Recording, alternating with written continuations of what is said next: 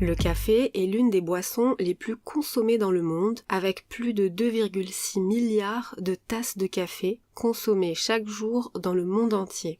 Mais c'est aussi une boisson très addictive car elle contient de la caféine. Donc le but de cette vidéo n'est bien évidemment pas de promouvoir une boisson addictive, mais plutôt de voir les potentiels bienfaits qu'elle peut avoir lorsqu'elle est consommée avec modération, en respectant les recommandations qui sont d'après le FSA de ne pas dépasser 400 mg de caféine par jour pour un adulte en bonne santé, soit l'équivalent de 3 tasses de café par jour. Par contre, pour les femmes enceintes ou allaitantes, ce dosage ne doit pas dépasser les 200 mg.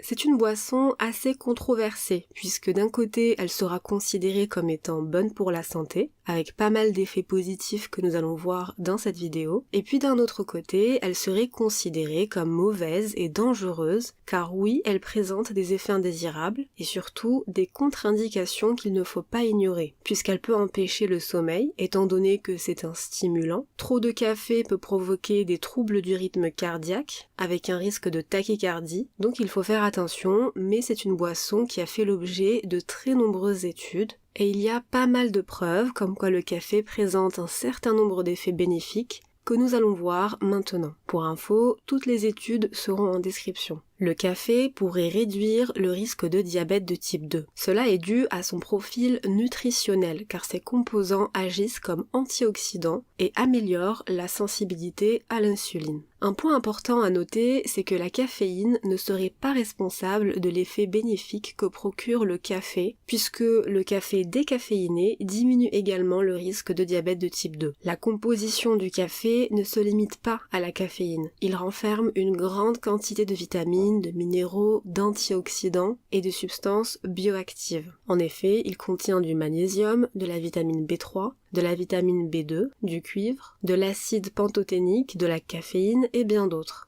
Le café pourrait réduire le risque de développer la maladie de Parkinson et la maladie d'Alzheimer. Cela s'explique par ses effets sur le système nerveux. Le café présente un pouvoir très intéressant qui est d'être antioxydant, donc il empêche l'oxydation au niveau des neurones. Le Parkinson et l'Alzheimer sont provoqués par une dégénérescence des neurones, dopaminergiques pour le Parkinson et cholinergiques pour l'Alzheimer. Eh bien le café intensifie ce mécanisme de défense antioxydant du système immunitaire en atténuant les effets négatifs des radicaux libres sur la neurodégénérescence. Un lien a été montré entre la consommation de café et la stimulation d'un gène, le NRF2-ARE, qui entraîne une augmentation des mécanismes endogènes neuroprotecteurs. Je tiens à préciser que tous ces bienfaits sont permis par les molécules bioactives, minéraux et vitamines contenues dans le café. Il est donc évident que seul un café issu d'une agriculture biologique, sans engrais chimiques qui pourrait baisser sa qualité.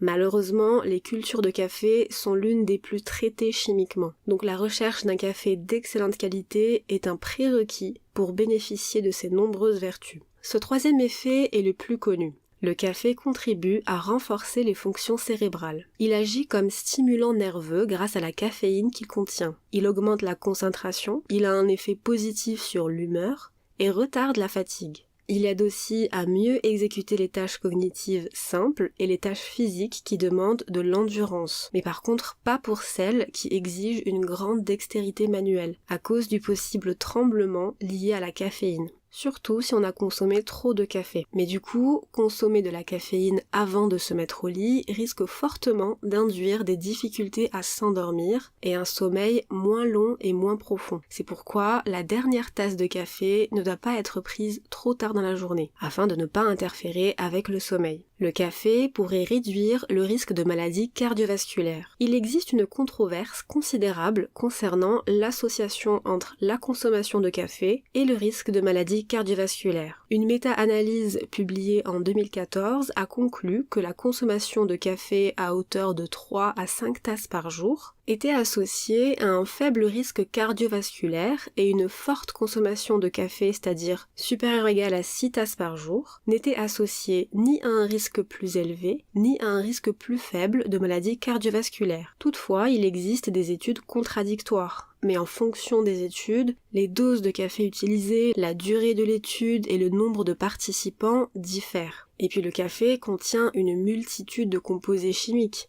donc les effets peuvent être opposés. Ainsi, le mode de préparation du café aurait également un impact, car le café filtre serait meilleur contre le cholestérol, car le papier filtre utilisé capte la majorité des substances qui seraient responsables de l'augmentation du cholestérol dans le sang, à savoir le caféstol et le kawéol. Ensuite, les antioxydants et polyphénols contenus dans le café auraient un effet bénéfique sur la santé cardiovasculaire, d'où l'importance de bien choisir son café et de bien le préparer avec une filtration appropriée. Le café serait protecteur pour le foie. On appelle ça l'effet hépatoprotecteur. Plusieurs études démontrent que la consommation de café est associée à une diminution du risque de dommages au foie, particulièrement de cirrhose et de cirrhose hépatique alcoolique. Une étude de 2016, qui s'est concentrée sur les effets du café sur le foie, a conclu que la consommation d'au minimum 2 tasses de café par jour protège contre la progression de presque toutes les formes de maladies du foie. La survenue de la fibrose hépatique avancée et de la cirrhose du foie serait plus faible chez les buveurs de café. Le risque de carcinome hépatocellulaire, qui est le cancer du foie, serait également plus faible chez les buveurs de café que chez les non-consommateurs de café.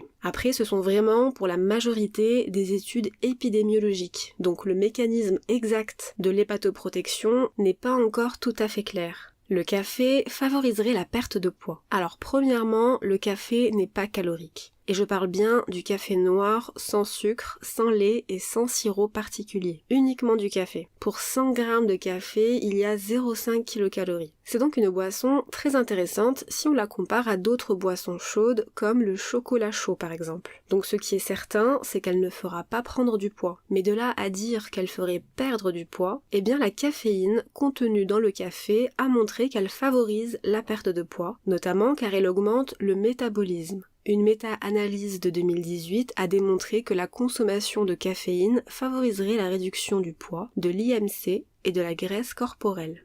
Le café peut réduire le risque de goutte. La goutte est causée par l'hyperuricémie, qui indique un excès d'acide urique dans le sang. Elle se manifeste par des crises inflammatoires aiguës avec de très fortes douleurs, le plus souvent localisées dans le gros orteil. Le café aurait la capacité de baisser l'uricémie, donc diminuer cet acide urique dans le sang, et donc ça baisse le risque de goutte. Et dans les études que j'ai pu trouver, cette réduction du risque de goutte est également associée à la consommation de thé, comme le montre cette étude. Alors nous allons voir maintenant quelques points intéressants à savoir sur le café. Les effets du café sur l'organisme peuvent durer 3 à 5 heures. La concentration maximale est atteinte 45 minutes après l'ingestion du café à base de caféine. Mais les premiers effets stimulants se font ressentir une dizaine de minutes après la première gorgée. Il a donc un effet assez rapide. Un autre point peu connu, contrairement à ce que plusieurs personnes peuvent croire, plus les grains de café sont foncés, moins ils contiennent de caféine. Cela s'explique par le fait que la torréfaction leur fait perdre graduellement les huiles qui recèlent la caféine. Or, les grains les plus noirs ont justement été les plus torréfiés, mais cela ne les empêche pas toutefois d'avoir un goût plus prononcé que les bruns. Voilà donc pour cette vidéo sur le café, j'espère qu'elle vous a plu. N'hésitez pas à la liker et à la partager si c'est le cas. En tout cas, merci d'avoir regardé et je vous dis à la prochaine pour une nouvelle vidéo.